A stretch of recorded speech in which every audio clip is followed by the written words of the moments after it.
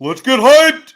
Welcome into the Husker247 HypeCast. I am Mike Shaver, joined by Michael Bruntz, Brian Christopherson, and this week's special guest, Michael Severe, who has his own Sunday recap show, and he is the host.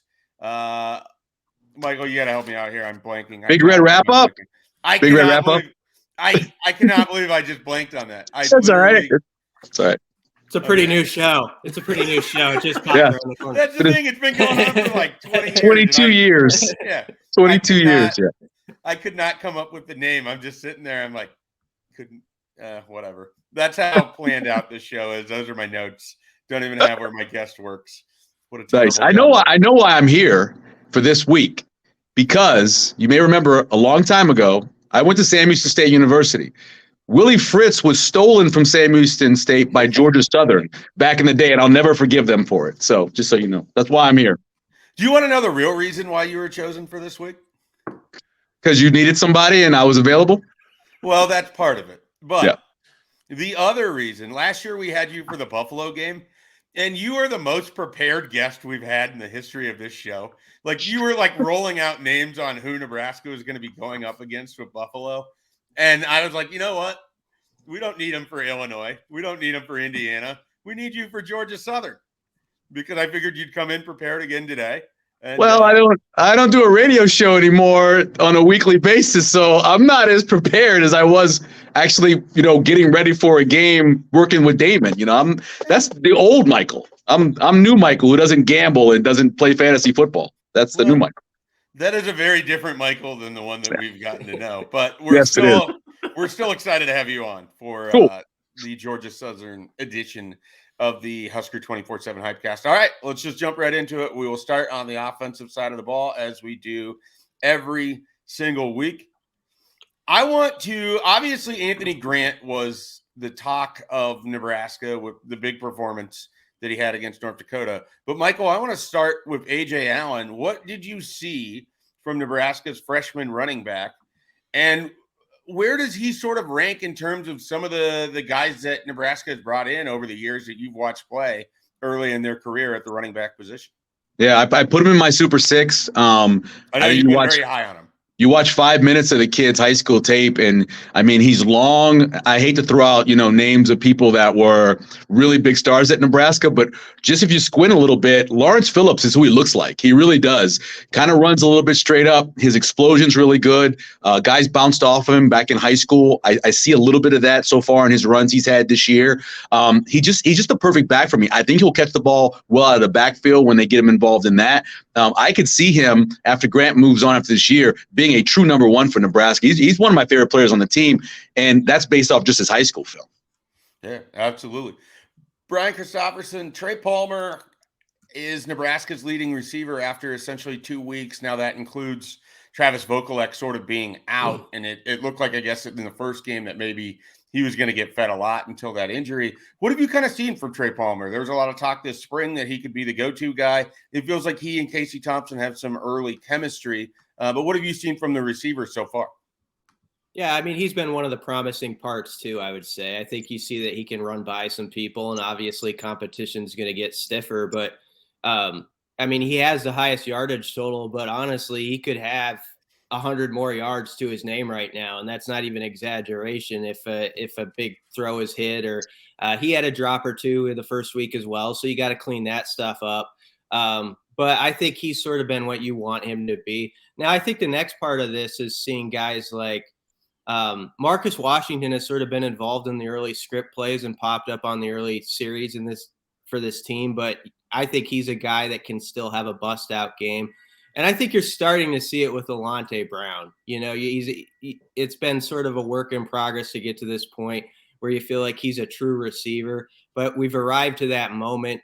And I suspect there is going to be a game or two where Alante pops up as the lead guy, or it's Marcus Washington. I think they're going to flip around a little bit, which isn't a bad thing. As I've said to you guys before, receiver is the least of my worries on this squad right now. Michael Bruntz, Nebraska's offensive line had some protection issues early on in the first half against North Dakota. They haven't really exerted themselves. Where are you at with Nebraska's offensive line performance? And do you see this as a thing where they can kind of keep improving from week to week, or where did things sort of sit for that unit?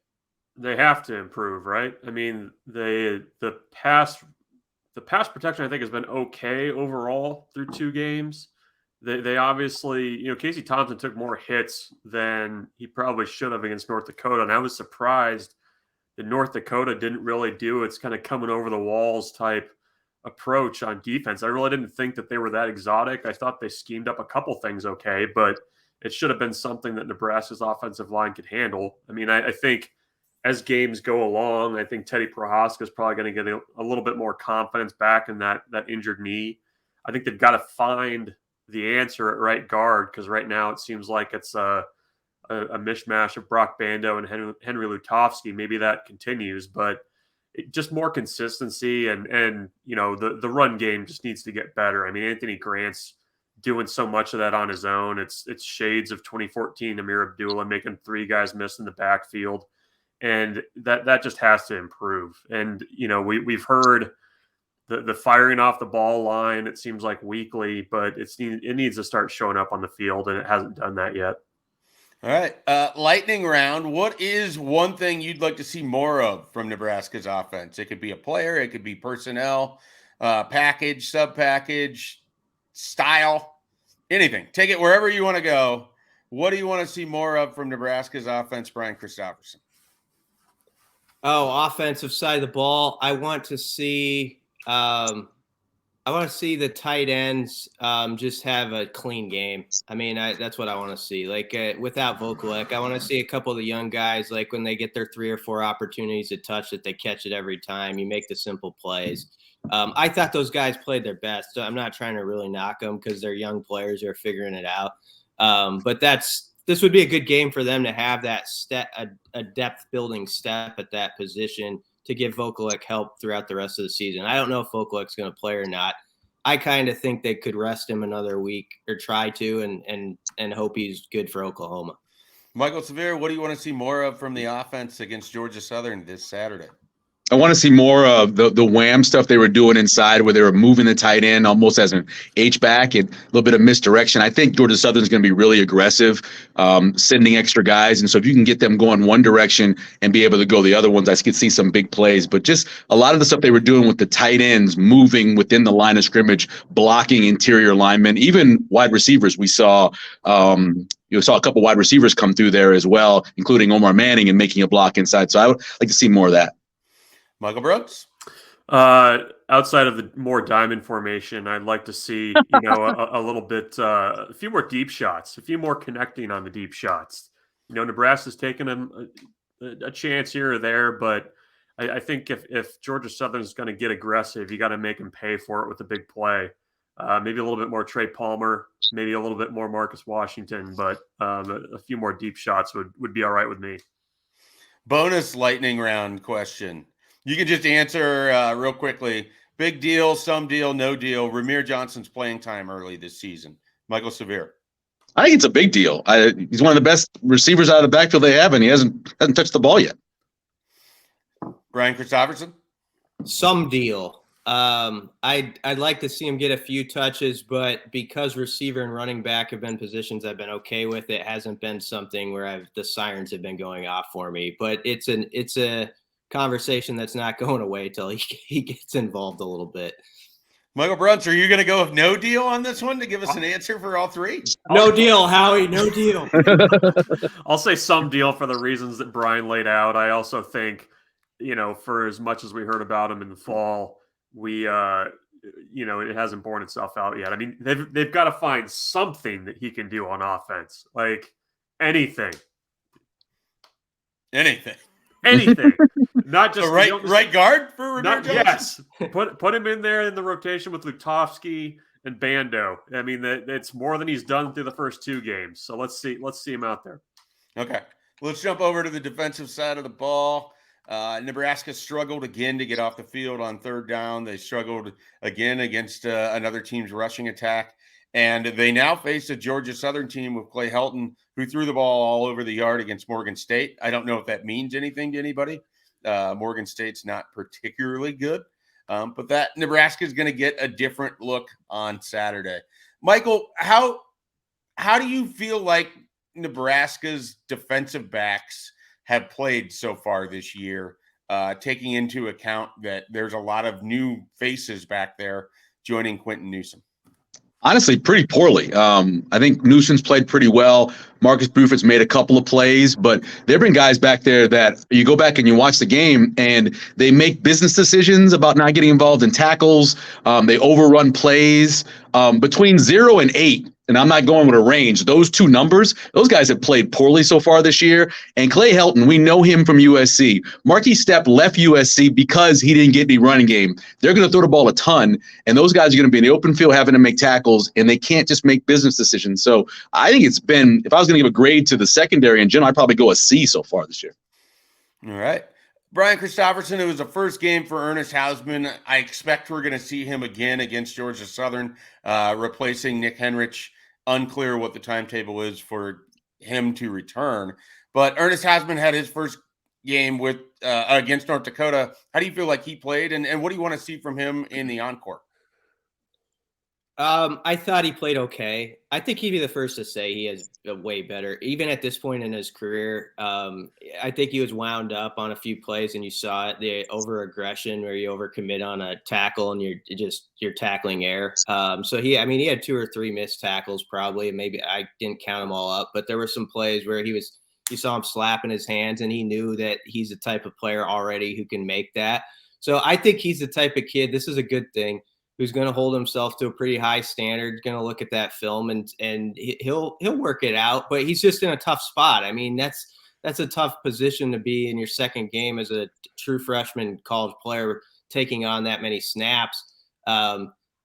Throughout the time I've been covering this team, very rarely have they put guys that young in that position. Once in a while we've seen it. I think Dedrick Young played at a pretty young age, and even Levante David, it took an injury, if I remember right, till he got in the field like the 3rd or 4th game as a junior college player. So that's usually the distance it takes to get to that. So he was okay. The linebackers, though, have played a C game too, probably like Severe gave the grade. And Reimer's missed tackles as well. And he's one of your bell cows. He's got to step up. Michael Brunt, it is another opportunity for Nebraska's pass rush to exert itself. It's been slow so far this season. Did get a couple sacks against North Dakota, which is an improvement against the 0 against Northwestern. What are you sort of looking for? And do you think Eric Shenander might dial things up from a blitz standpoint with Georgia Southern this weekend? Well, you have to. Otherwise, you're going to have another 7-on-7 situation like they had against Northwestern. I mean, I think, you're going to have to scheme some things up. I think you're also going to have to be a little bit weary of the fact that, Georgia Southern could try to run the ball on you a little bit. I mean, Nebraska has given up 4+ per carry on first down. And if you're not careful, I mean, they'll gash you. I mean, the thing that I'm a little bit concerned about is if you're just going to rush 3 or 4, you're not going to get home. And you're going to have to get a little bit exotic, and that also opens you up on the back end to big plays. There's also been a little too much for my liking, these situations where a pass play's hit and you've got safeties and corners kind of looking at each other like, was that your guy, my guy, whose fault was that? They got to get the calls in quick. They've got to get organized, because this is an offense that I think can kind of take advantage of that indifference and those issues a little bit. All right, lightning round on the defensive side. Biggest surprise on defense so far? You can go personnel, or if there's a certain, however you want to take the question. The thing you're most surprised about with Nebraska's defense 2 weeks in, Michael Severe. Just getting moved off the ball both weeks. We saw Northwestern move them off the ball, and then which I guess you can kind of understand that it's one of the best offensive line in all of the Big Ten. But to see North Dakota move Nebraska off the ball, especially in the first half and a couple drives in the second half, that really surprised me. I know they haven't had a lot of depth, but I thought Ty Robinson would be playing better this year after having been in the weight program for a few years now, and I haven't seen that from him. I don't know if it's nerves or what, but he's not committing to making plays like he has in the past, and actually because of that, he is getting kind of knocked on his ass a little bit. So I that's the biggest surprise for me is the way the D line's getting dominated. Brunts? I think probably the play of the linebackers to this point. I felt kind of going into the season that could potentially be a strength for this team, and I just it hasn't shown up. I think Luke Reimer's really kind of struggled. I know he was sick a little bit last week, but that group's got to get better to kind of help this defense take another step forward. BC? Lack of just sort of TFLs, big plays. I thought maybe that could be the saving grace of this defense. I was thinking they're going to maybe give up more real estate than last year, but they could make up for it with pass rush and certain things. And so far it's been, pretty mediocre. Not that's being generous. O'Shawn Mathis had a good fourth quarter. I thought he got to almost had back-to-backs. And then I think in the last series after that, he kind of stepped up. But I also wonder if this is a game you could see a little more. Do you see Jamari and Blaze at some point? Do they get a couple cracks at it and see what they can do? So but that hasn't impressed me at all. All right. It is now time for the prediction portion of this podcast, and we will start with the oddly specific predictions for the Georgia Southern game. I don't know that anybody came particularly close last week. If you have anything you want to tout, feel free to throw it out now. Can I tell mine from last year? Last year, mine hit. All right, what was it? Yeah, well, they had I think the longest punt return they'd had was like 9 yards leading up to that point, and I had a prediction that they would go over 17 yards with a punt return, and they did. All right, there you go. I don't think you're making that same prediction here this week, but we'll. I'm actually going to make a punt return prediction. Oh, okay. Look at that. Do we just want to? Anybody else, Brunts? Did you repeat your first week success? I did not. BC hit the score right on the number. I mean, he should probably thump his chest a little bit on that. Yeah, I did. 38-17. That was the first time since I've been here. I think I nailed the score. So there's that. It was right as the gun went off. He kind of leaned over to me on the sidelines and kind of whispered that he had it perfectly, but he didn't want to make a thing of it. It was a whisper. You asked me. He never wants to make a thing of it. He asked me what my score was. I did not bring it up. He started going like this. All right, Michael. Let's get into this punt return prediction then. All right. Now, I did a lot of research on punt return the last couple of days, just trying to see what's been the biggest problem. In the last 2 years, the longest punt return they had was 39 yards. I believe that was either Oliver Martin or Levi Falk. One of those two did. They both had two long ones in that game, but it was 39 yards the longest. Trey Palmer will go for 40 yards on a punt return, and I think it's going to be a short punt return like we saw last week. And instead of them coming up and fielding with a fair catch, he's going to come up and catch it on the run, like we saw him do at LSU, like we saw him do in high school. And I think he goes for 40 yards. He won't score. He's going to get tracked down, but he's going to go for exactly 40 yards on a punt return. It'll be the longest one in the last 2 years. All right. Do you have any other ones that you would like to add to that? No, I think it's going to be a close game. I think it's going to remind you of the South Alabama game from a couple years ago where Nebraska gets a late defensive score to maybe pull ahead, and then maybe they get a late score to pull to 7. I think it's going to be closer. I picked 34-27 on Big Red Wrap-Up. Got made fun of a lot, but I think this is going to – I like Clay Helton. Clay Helton's a smart coach. They have a lot of speed. They have a lot of young players who are pretty good, who just didn't go to that next-level school. I think they got some talent. They're going to surprise Nebraska with the speed. I think it's going to be close. All right. Michael Brunts, give me your oddly specific prediction for this week. I'll go special teams too. I think Timmy Bleakroad's going to kick 3 field goals on Saturday. I think the long is going to be 43. It's going to be a tough weather night, maybe a little moisture in the air, but I think he bangs through a 43-yarder, a couple a little bit shorter than that. But I think Timmy has a good game.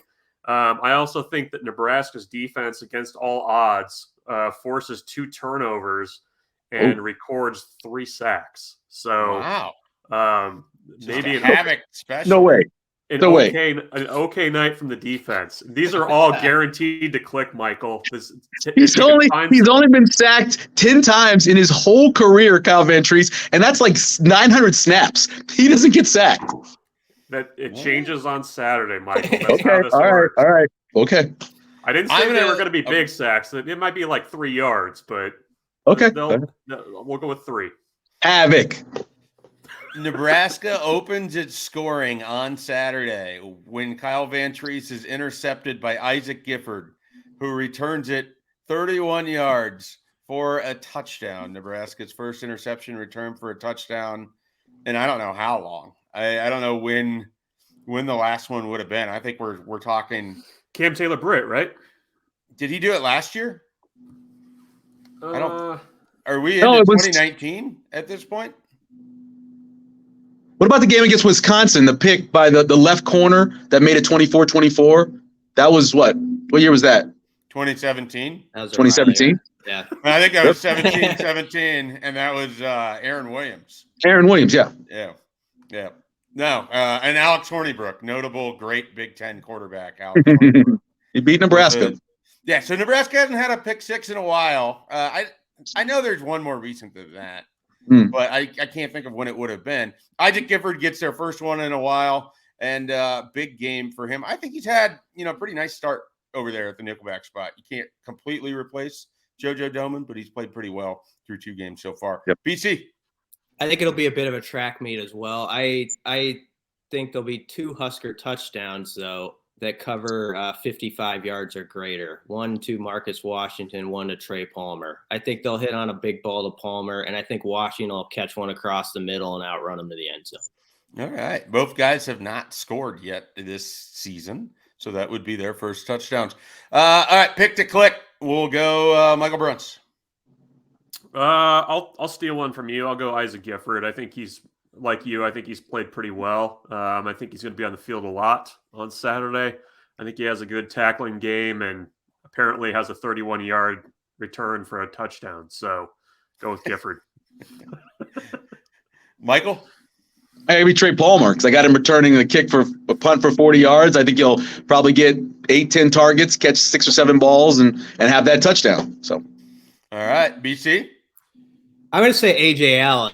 I think this is a game where he sort of has a quarter where it's not decided yet. He did have a good fourth quarter, but I think he comes in there and maybe has a big series where everyone's sort of buzzing about him even a little bit more. So I'll throw him out. All right, I'm going to go Casey Thompson. I think that he has had some good moments so far, and then a couple rough second half or rough stretches that have kind of dipped the numbers down. I think he plays a turnover-free game on Saturday and is involved with several of Nebraska's touchdowns. All right, Michael, you said your score prediction was 34-27? Yep, 34-27. Late score for them to make the 27. So Nebraska's up comfortably and they get the late score. And you compared it to the South Alabama game. Does that mean Alex Davis is going to show up and have the best game of his career again? It's funny because Caleb Tanner was a guy I thought about having as my pick to click. But as I said, Kyle Van Treese doesn't get sacked. So what would his numbers be? Maybe some tackles for loss. But yeah, I think some anonymous guy who hasn't done as well as he has it as a pass rusher will get a couple big plays in the backfield, just like South Alabama. Okay, 34-27 for Michael. Brian Christopherson, where are you going? I'll say 41-23. I think Nebraska's offense, despite the offensive line sort of struggling, they can work around it against some of these teams. And I think this is still a week they can do that and look kind of effective yardage-wise. I do think the defense is still going to show some of its warts. And so it's going to be kind of an uncomfortable 41-23, sort of like last week was an uncomfortable 38-17, if that makes sense. I'm in a similar range with BC. I actually have it as 45-28 with just a bunch of hand-wringing coming about Nebraska's defense as they head into this Oklahoma game. I like the offense to be able to move the ball. And like I said, I think Casey's going to have his best game yet. Michael Bruns, take us home. What's your score prediction? Nebraska 39, to 26. I think it's gonna. You had that written down somewhere, right? Like you definitely didn't just make it up right now. No, it's on my note cards over here. All my research. Right next to where I have Severe's television show, Big Red Wrap Up. Yep, the new I show. Could, stammer. Yeah, I think the offense will be fine. The defense, I think, will have some issues with what Georgia Southern's running offensively. So I think 39-26. Some nervous moments, but by the time they turn the lights off and do the light show, things are a little bit more comfortable, and maybe a late Georgia Southern score to make sure it scrolls okay. Got to get the scroll commentary in there. I appreciate that. Severe, do you have anything you'd like to plug? Where can people catch you nowadays? I'm doing a podcast called Run the Damn Kitchen through Hurrdat Media that you could check out. We got a new one getting ready to come out on Monday with the king of Papillion and KETV anchor Rob McCartney. And then also Big Red Wrap Up on Tuesday nights and replayed on NET. And I work at the City of Papillion, so you can always find stuff online at the City of Papillion. I do lots of stories. You have a Sunday show too, right? Yes, I do. 8 to 10. It's called Severe Reaction. Verzal left. They needed somebody in the last minute. They asked me. I decided to do it. All right. Look at that. That's where you can find Michael Severe. Michael, we appreciate your time joining us once again on the HypeCast. Thanks, guys. All right. And for Michael Bruntz, Brian Christopherson, I'm Mike Shaver. Be sure to check out Husker247. We'll get you prepared for the game, and all the post-game coverage can be found there as well. We'll catch you next week.